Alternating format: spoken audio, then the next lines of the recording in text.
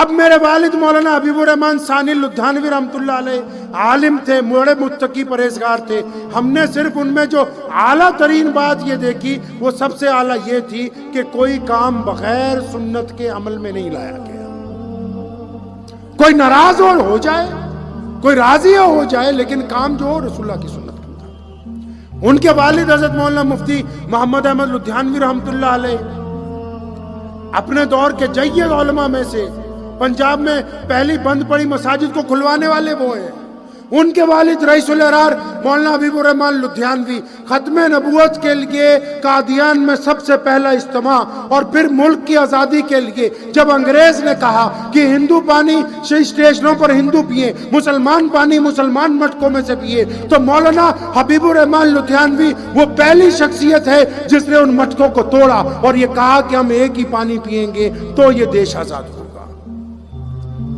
وہ مولانا حبیب الرحمان لدھیانوی جس نے شہید اعظم بھگت سنگھ کے گھر والوں کو اس وقت اپنے پاس رکھا جب انگریز ان کو آتنکوادی کہتا تھا اور کوئی شہید اعظم بھگت سنگھ کے بھائیوں کو بہنوں کو پناہ دینے کے لیے تیار نہیں تھا.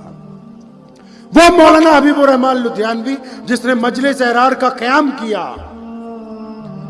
جس نے قیام وقت پاکستان کے وقت یہ کہا کہ ہم اسی روئے زمین پر رہیں گے، ہم نہیں جائیں گے اپنے ملک کو چھوڑ کے.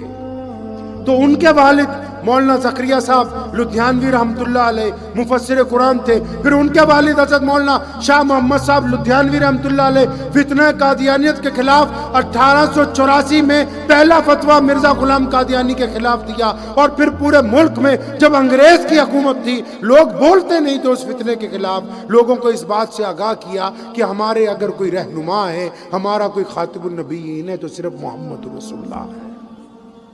پھر ان کے والد میرے جد امجد مولانا شاہ عبد القادر صاحب لدھیانوی رحمۃ اللہ علیہ 1857 کی جنگ آزادی لڑی، شہادتیں حاصل کی، دلی تک پہنچے اور ملک کی آزادی کا پہلا فتویٰ مولانا فضل خیر آبادی کے ساتھ وہاں پر دیا. مسجد فتح پوری کے سین میں وہ قبر موجود ہے آج بھی. لائک سبسکرائب کرے.